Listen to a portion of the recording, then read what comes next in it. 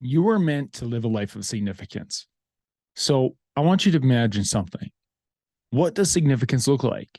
Does it look like being a young man in your 20s at the pinnacle of professional success, being the CEO of a financial organization while you had an amazing marriage with your wife, expecting children, and you're traveling the world, competing at the world's highest level in your sport? Is that what significance looks like? Because my guest today was at that level. But I want you to picture something else. That while everything seems to be going great, you receive some news. You get the news that you're dying, that your body's failing. And the only thing that you can do is take medication for the pain that's only going to make your condition worse. So you have to come to the realization that the only way that you are going to make this through this is if you can heal yourself. That is exactly what happened with my guest today. Today, I'm having a conversation with Chase Thornock. Chase is an amazing individual with an incredible story that I am eager for you to hear. Chase is the founder of What Magnificence and host of the What Magnificence podcast. Chase is going to share his story of how he went from death's doorstep to thriving in his health and in his family. He's going to share with you the exact steps that he took to begin to heal his own body. And not only that, he's going to tell you the science behind it, the steps that you can take, how you can implement this in your practice, because you might not be dying right now, but there are things happening within your body that you can take control of. He's going to tell you how you can use your mind and your body's practices to control how your body reacts and responds to stress and all the other things that come across our plate day to day as fathers and as husbands. This is an amazing episode. I can't wait for you to dive into this conversation with Chase Thornock on the Dads Making a Difference podcast.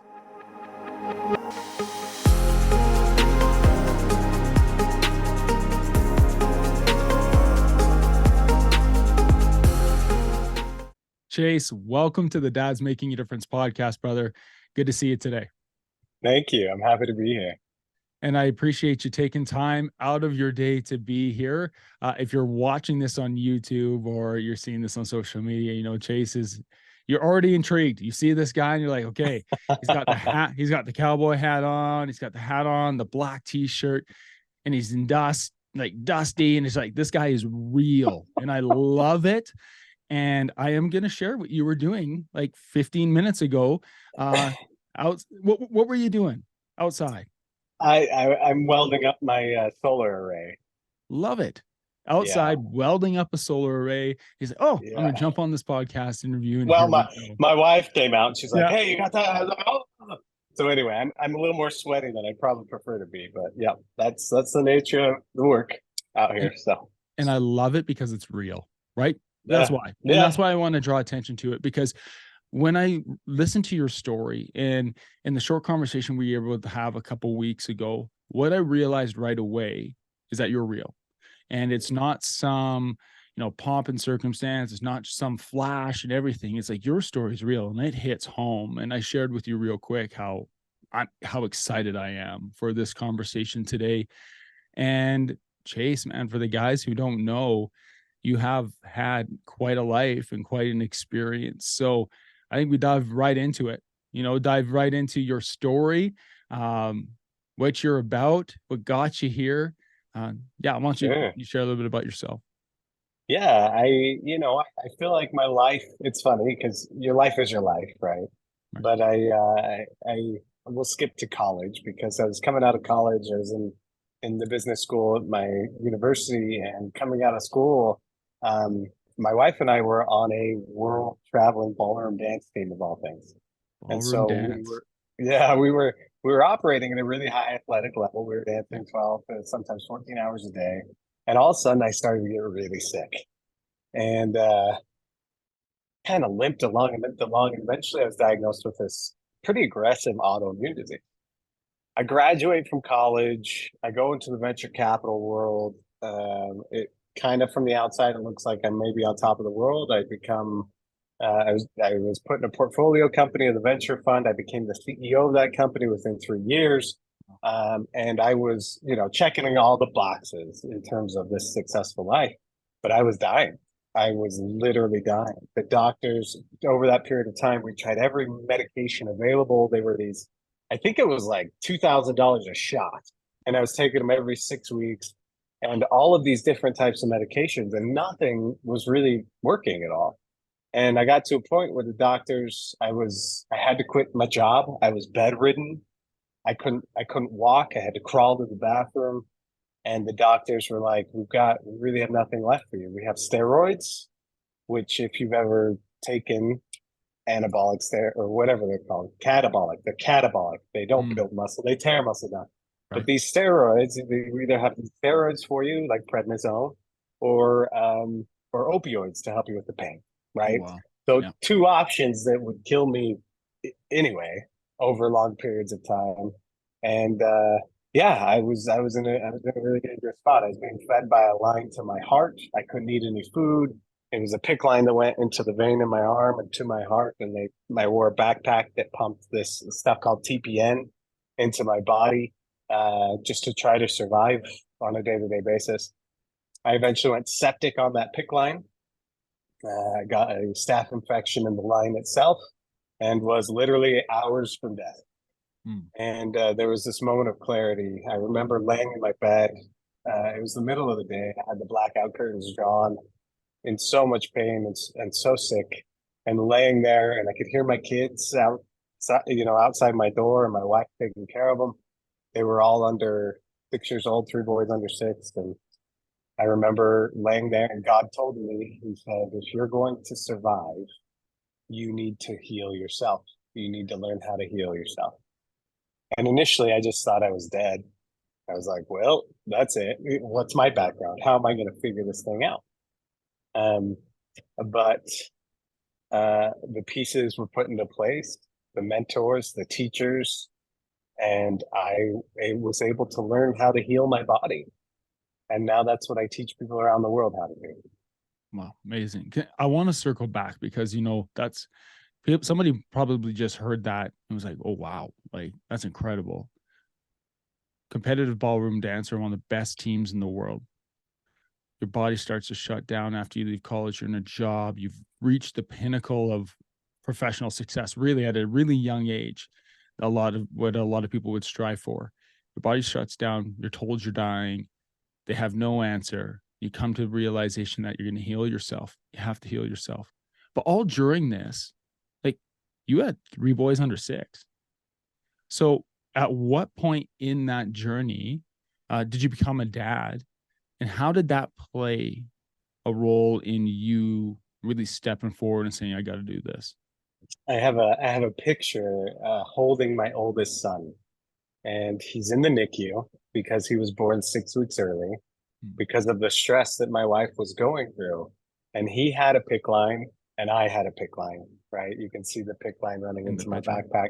It's right on So, your in website. all honesty, Yeah. my wife went into labor the day I got out of the hospital. Oh, wow. She laid on the ground, again, 6 weeks premature. She laid on the ground and said, "We're home." She sat up and just gushed blood.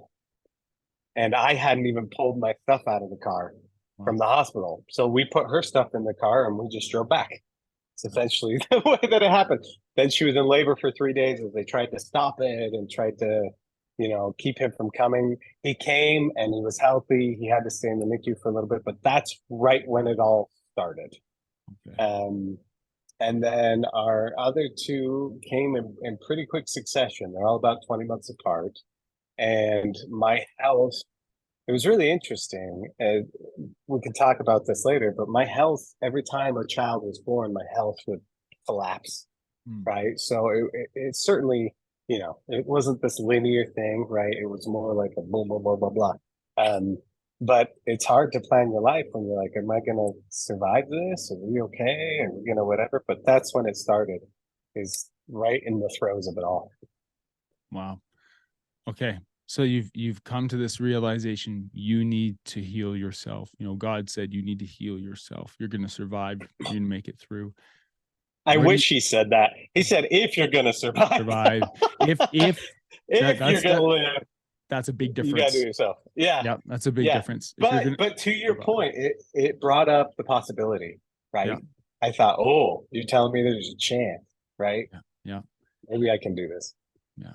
So what was the first step? Because there's a lot of guys listening to this, myself included. When I heard your story, would I have it in me, to be there where Mm. you were, and like, would I have it in me to take this on? All you really need is hope. Hmm. That's really what you need, right? When you're in the place where you're hopeless, you're right. It's really hard to do it. But the minute that you can catch a glimpse of like maybe this is possible, that's really all you need. And it started with two critical conversations with my doctor. I remember sitting down as I was trying to figure out how I'm going to solve this problem. I sat down with him and I said, listen, doctor, stress makes my disease worse, right? And he said, yes. And I said, and it makes a lot of diseases worse, right? And he said, absolutely. And I said, cortisol, which is what you're mimicking with the prednisone, that somewhat helps me with my symptoms, right? The prednisone that you're giving me is mimicking cortisol, which is my body's primary stress hormone, right? And he said, yes. And I said, why are you giving me stress hormone when stress makes my disease worse? Right. And he said to me, he said, cortisol is a hugely anti-inflammatory drug. It reduces your inflammation rapidly. And I thought, that is amazing, but it doesn't make sense to me. Because if I'm stressed and my body's producing cortisol, I should be the most uninflamed person on the planet, not the most inflamed person on the planet. So Right. that was the first conversation and the first question. It always starts with that question, a question, right? Right. Then I started to learn about something called the autonomic nervous system, which is your resource allocation system. It determines whether the food that you eat, the air that you breathe, goes to surviving now via fight or flight. It's mainly pushes blood to your arms and your legs so you can fight and run away, or towards surviving later, like digestive processes, reproductive processes. And your body is so good at shifting that when you go into fight or flight, your digestive system shuts off, your reproduction system shuts off. And so I had learned, okay, if fight or flight is kind of contributing to this issue, I asked him, what's the drug for the other side, the rest and digest, the parasympathetic side? And he said, we really don't have a drug for it. Hmm. So that's what like started me down this path, right? And what I Yeah. came to learn was that my body, anybody's body, makes a finite amount of cortisol and adrenaline. They're your two primary stress hormones. And when you run out of it, you run out of it. You don't have anything left. So if this tiger, right, that's how your body responds in a fight or flight situation. But if this tiger is chasing you and your body says, go to the cortisol, go to the adrenaline so we can be faster and stronger, right? If it doesn't have that, your body will adapt, Hmm. which is amazing. And it says, okay, if we don't have that stuff to make us faster and stronger, we're going to go to our next best option. And essentially, what that means is if the tiger catches us and cuts us open, we're going to produce warrior cells to fight the infection from the tiger bite, right? Hmm. There is no infection. It never comes. So you produce all of these warrior cells. They're called cytokines. Produce tons and tons of them, and they're a hammer and everything's a nail, right? Floating around in your body, floating around in your systems, and eventually they start friendly firing. They start blowing up normal, healthy human tissue. And that's the genesis of inflammatory autoimmune disease, Okay. right? And so I learned that the system is called autonomic because it's supposedly automatic, but I learned that I could control it. And not only that, but I could grow my reserves of cortisol and adrenaline, and I could release them on command. Wow. And by doing so, I could dose my body with its own prednisone and with its own epinephrine. Epinephrine is what we give people when they go anaphylactic from a bee sting, right? Yeah. And there's no side effects to the chemicals that my body produces, right? And so that's what really started to open the door for me. And it helped me to learn that I needed to find my body's homeostasis, which is a balance between those two systems. I needed to learn how to strengthen them because, like a muscle, they were weak, and then learn how to find balance between the two. Come on, man. Like okay.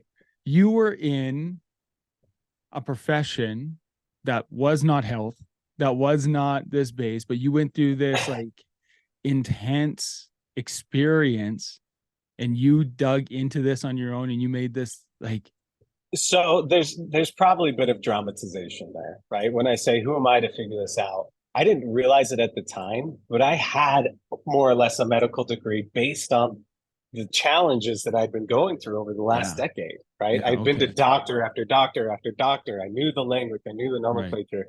And Yeah. not only that, but my mother died from an autoimmune disease.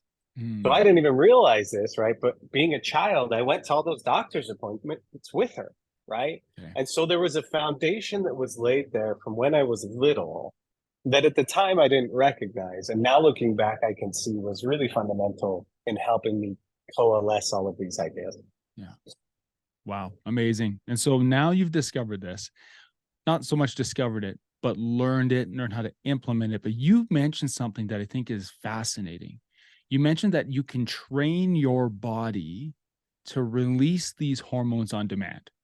So Yeah. instead of this like fight or flight or emergency response or autonomic response, you can do this on demand. Yeah. And it gets really cool because you can measure it in my blood. And it's so intense that I can release more of those chemicals, more cortisol and adrenaline than someone who's bungee jumping for the first time in their life. Right. Okay. So, I got to so ask, how does this, okay.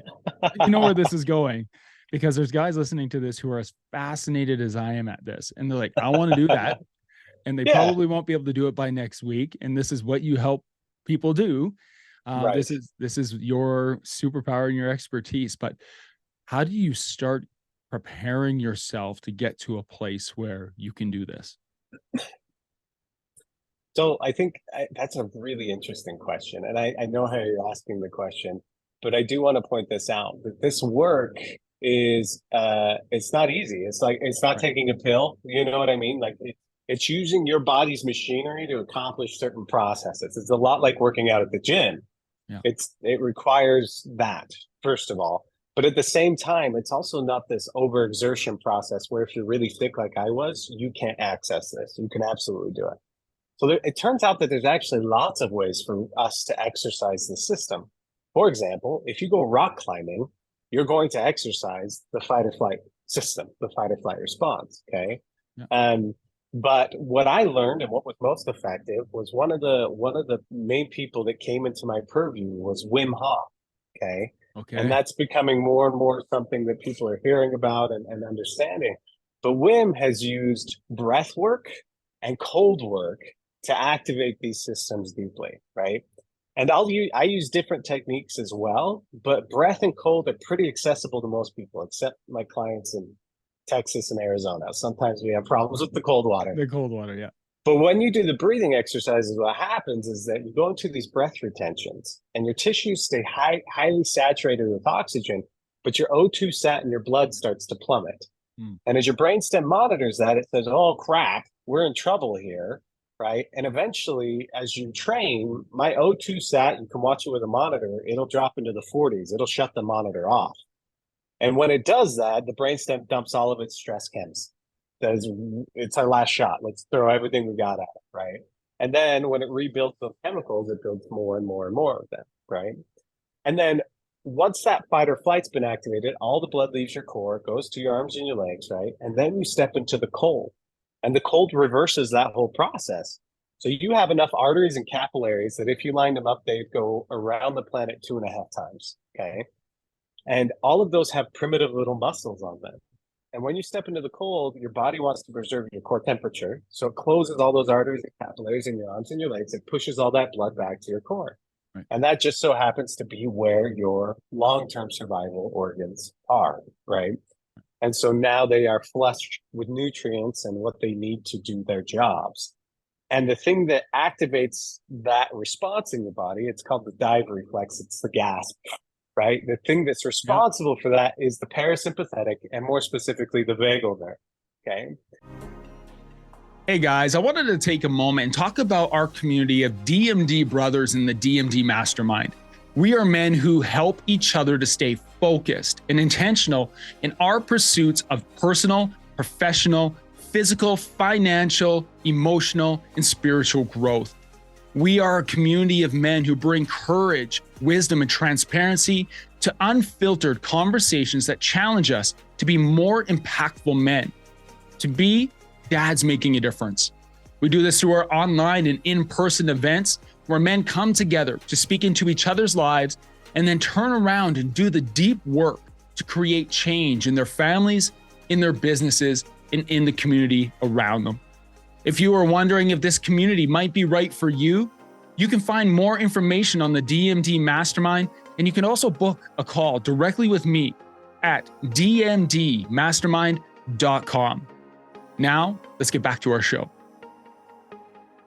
And so what happens is by using the breath and the cold, you start to exercise the system and put it all together.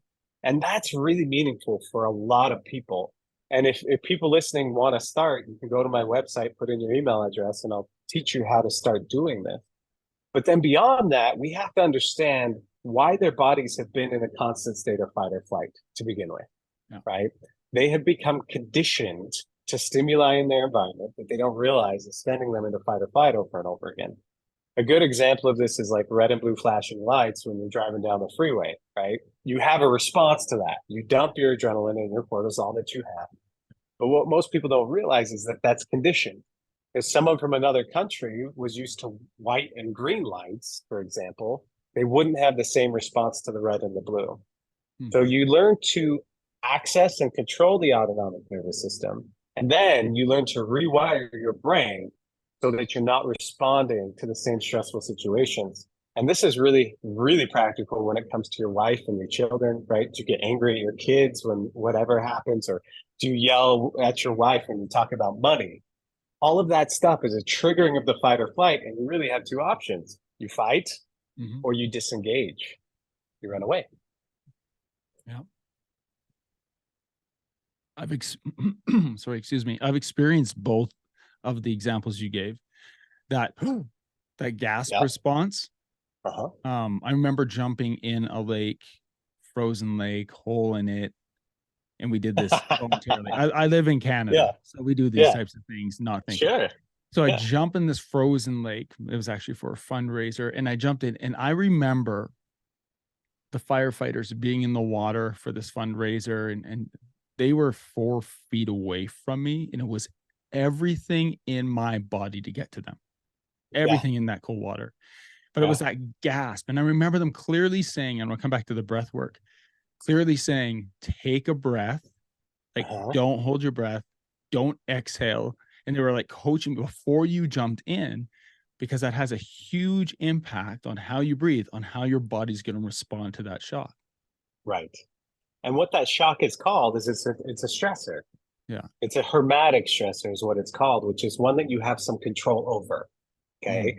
But it's shifting your body's homeostasis. Your body says, oh crap, that's what a stressor is, right? You get into the cold and your body says, we got to adapt to this or it's going to cause us problems. And so that sensation that you feel is the massive shift of both resources that have to commit to making this happen inside of your body, and also the movement of those resources, pulling it back to your core, right? All of a sudden, there is not a lot of blood in your arms and your legs when you talk about not being able to get to them, right? Yeah, you can't swim. Yeah, right.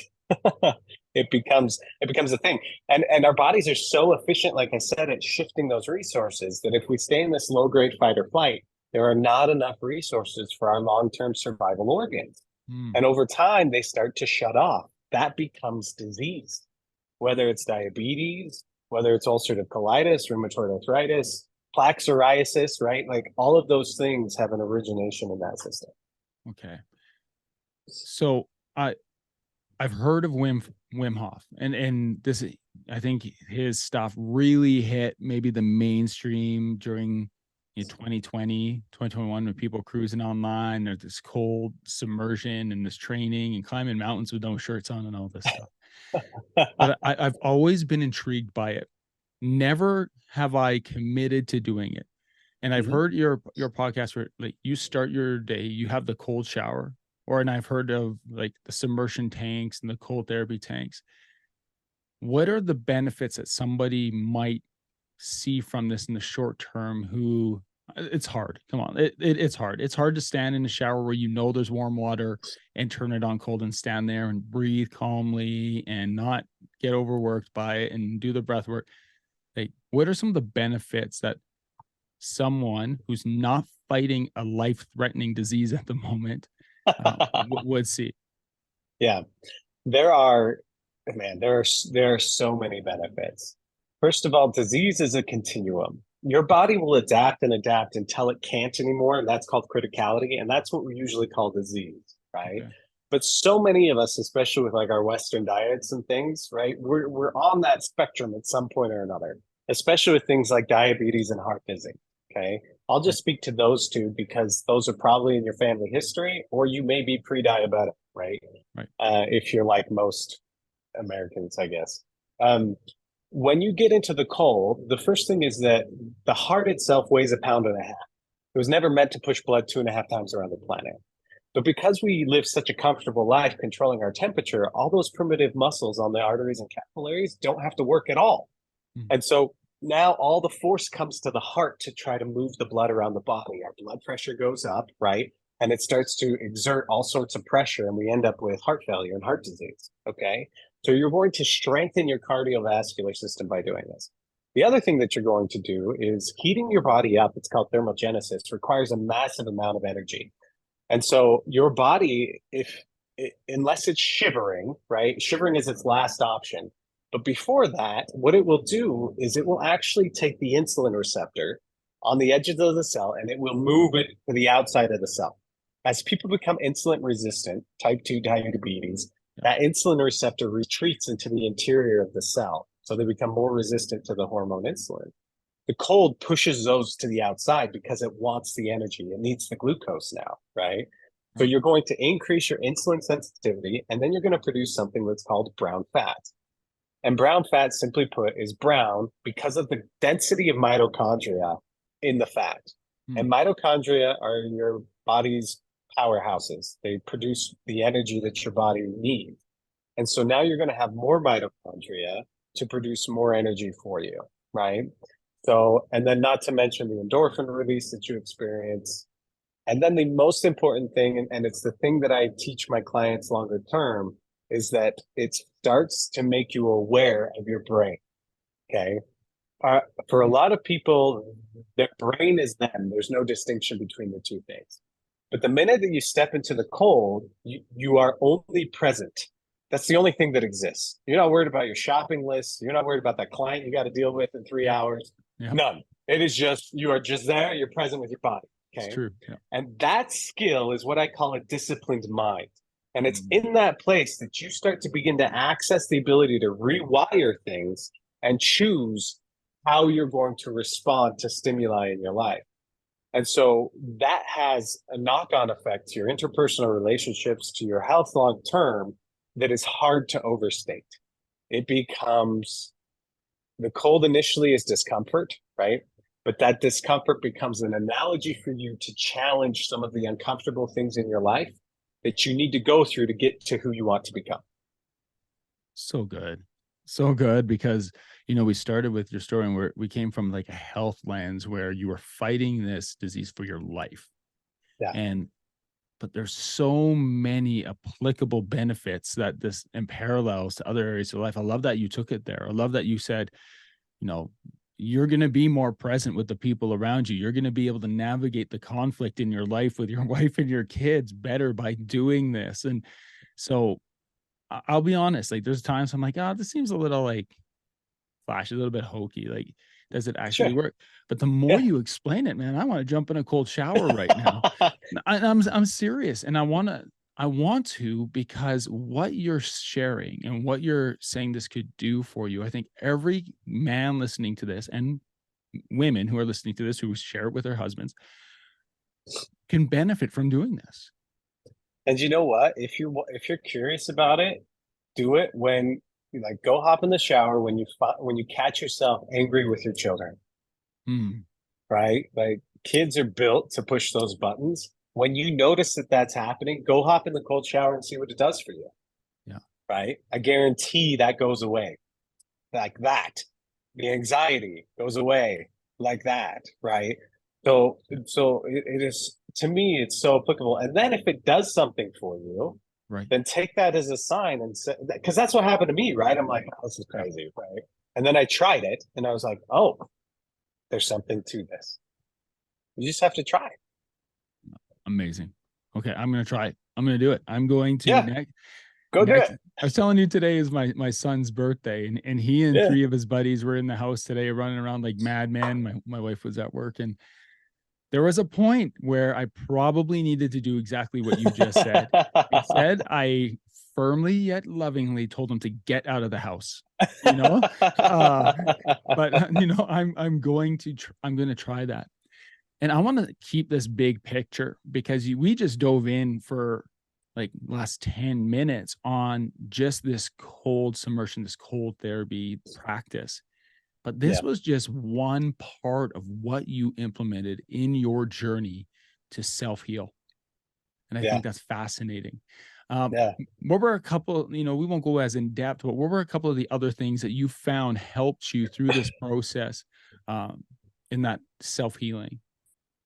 So what I learned was that those triggers that existed in my neurology, they're Pavlovian style triggers. For your audience, Pavlov was a scientist who studied dogs. He rang a bell every time he fed them, and at first they had no response to the bell being rung. But then they began to associate the bell with the food. Right. And even without the food being there, he could ring the bell and they would have a physiological response. They would start to salivate, right? And so that began our awareness of this conditioned response that we can develop. What I learned was that most of the maladaptive conditioning that I had developed over time was as the result of trauma and or trauma that my parents had experienced. Mm, Let me explain that too, because I think this yeah. is really Yeah. applicable to fathers. What we don't recognize is that infants have no ability to regulate their autonomic nervous system, which is incredible. It's an amazing adaptation because a tiny baby doesn't have to comprehend the complexity of a jaguar stalking a family, right? Right. It Right. just has to know that mom is scared. That's it. And then through this magic that we still don't quite understand, the baby will mirror exactly what the mom is going through. It will produce cortisol, it will produce energy, adrenaline, and it will prepare to fight an infection, Mm, increasing its odds of survival in that type of an event, right? But in our today's world, so much of our stress is not that type of stress. Okay. So a mother or a father, for example, could be talking about money. It's a good universal one. Could be talking about money. They go into fight or flight. They don't know that that is happening. Their child sees them, they respond. And now they start to develop the same Pavlovian trigger that their parent had wow. around money. Okay. So we pass it on to our kids and we don't even know what's going on. Right. So this work was critical for my health because I was going into fight or flight so often that I ran out of cortisol. I ran out of adrenaline. I was in adrenal fatigue. My body had nothing left. And so it was going into this dysfunctional spiral. Okay. But once I learned all of these things that I learned, I started to address those things one at a time. And I started to bring awareness to the point of fight or flight. It's so hard as a parent to become aware when you're in that space. Right. And this is what I talk about seeing your brain, because when you were in that space and you're like, just get out of the house, your brain was entirely convinced that it was justified in that, right? Right. But then Yep. looking back at it, you're like, you know what? Like, I wasn't. But Yep. my brain was so convinced that that was right because that's what it does in fight or flight. Okay. And Hmm. so learning to reframe that not only impacts your individual health, but it also impacts your children's ability to not develop the same maladaptive conditioning that you had. And then, because they're going to have trauma in their life anyway, right? Right. Then we learned that a child, if they have trauma, but they have someone to connect to in a warm, loving way, the odds of that being locked in their neurology as a trigger for them, a PTSD type trigger for them, drops to almost zero. Hmm. If they don't have that, the child's only other option is something called dissociation, Yeah. where they disconnect from the experience entirely. In some cases, they even forget about it. Okay. But the body remembers because it says that was not safe. I'm going to remember the stimuli that we experienced during that time frame, and I'm going to make sure we trigger into fight or flight next time. Okay. But over time, that dissociation becomes the root of so many health problems. And not only that, so many societal problems. Because if you think about it, why do people do drugs? Why do people drink Mm, alcohol? yeah. It is because there is a stimuli that triggers into the nervous system that tells them, I can't experience this again, right? My dad was shot. anything that reminds me of that, I can't do that again. So instead of feel that feeling, I'm going to feel something else and go for the alcohol, go for the drugs. And it's not just those are less socially acceptable things, right? But it can be over shopping, it can be overeating, it can be social media doom scrolling.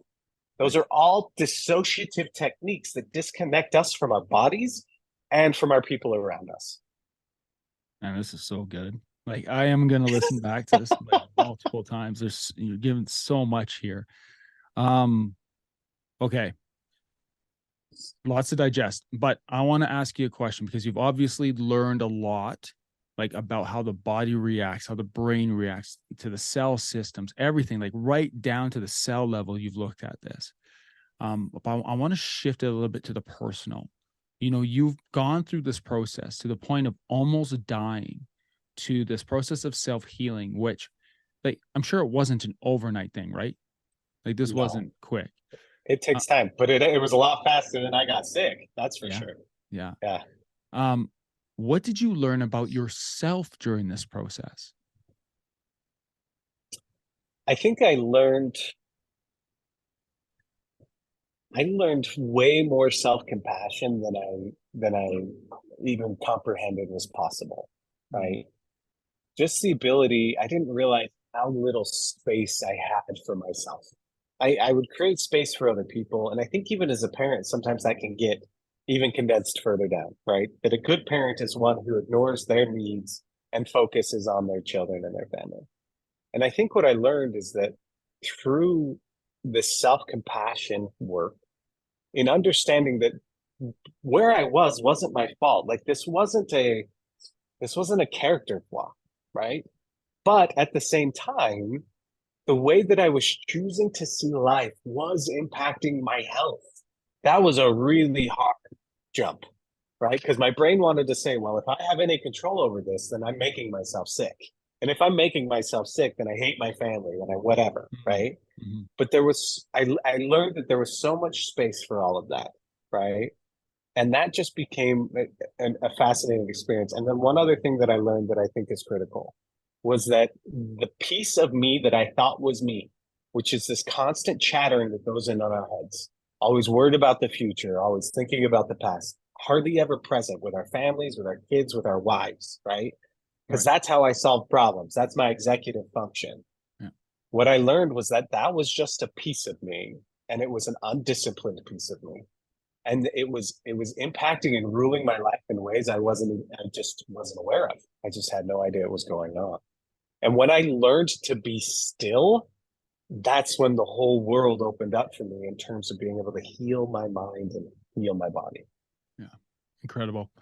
You strike me as a guy who's a lifelong learner, as somebody who's committed to always growing and always learning more and digging into the real why behind things. As a dad right now, husband, you know, individual, professional, what is an area of growth or learning that you're excited about right now that you're digging into? Um, I teach my children that there's four quadrants of knowledge. There's things you know. Hmm. There's things you don't know. Most people are aware of those too. The third quadrant is what you don't know you know. That's instinct. That's listening to your gut. It's a huge component of the work that I do with people. And then that fourth quadrant is what you don't know. And in today's world, it's not about the answers. 60 years ago is about the answers. 100 years ago is about the answers, right? Now it's all about the question. There's so much information, there's so much noise that if you're not careful and choose your question carefully, you're going to end up in a rabbit hole that's not productive for you. And so while this answer is probably not as direct as you would like, my quest and the thing that I'm working on and teaching my children is what is the right question. Hmm. And every morning that I get up, that is the first thing that I ask myself. What is my right question for today? Because if I'm not careful, it may be something like, oh, I want to weld up this solar array. But Yeah. I could be missing out in so much opportunity instead by saying, how do I want to connect to my family today? Right?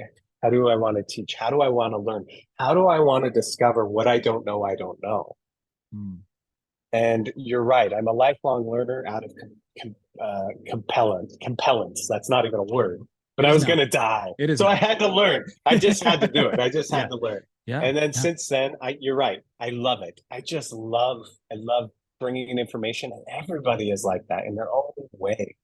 You know what I mean? And so learning and discovering what I don't know, I don't know. I love it. I had to like scramble for a pen here at my desk and write that down. What is the best question today? That's What's the right question? yeah, man. That's powerful stuff. Chase, yeah, I was gonna ask you, like, what are three things somebody do? I'm not gonna ask you that because people need to go to your website and they need to put in their email so that you can give them some pointers and get going on here, some steps that they can implement because you will change their life. And I want to thank you for Here's the best part. being here. They changed Yeah. their own life. I So can't do it for good. them, So which good. also means nobody can ever take it from them. They Yeah. own it. They own So, it. okay. So Yeah. somebody wants to connect with you. Somebody wants to find out more about you. Where can they do that? Yeah. So whatmagnificence.com is my website. And on there, the homepage just says, hey, here's three things you can do right now. You click Yeah. yes, please, and put in your email address. You'll get 3 emails over the next 3 days that teach you the basics of all of this stuff. Excellent. It'll also explain how we can work together if they want one-on-one coaching. And you can find links to my podcast for a longer form discussion on these principles. And I'm going to tell you, if you're listening to this right now, preparing for this interview, I like to be prepared and get into people's story. But I binge listened to Chase's episodes on this podcast. If you found this as fascinating as I have over the last 40 minutes, you need to go listen to his podcast because your episodes are just packed full with so many things that start off. And I'm like, okay, this is kind of a little bit medical type, sciencey type, but then it's like, oh, wait, no, this is personal. Like this is applicable. This is real. So if you're listening to this, you got to go check out Chase's podcast as well. Chase, thank you for taking time out of your day. I appreciate you. And thanks for being a guest here on the Dad's Making a Difference podcast. Cam, it was a pleasure. The work that you're doing is so needed. Well, thanks, Chase. Have a great weekend and go check out Chase's stuff. We'll make sure Chase's contact information is all in the show notes. Now go out there and be a dad making a difference.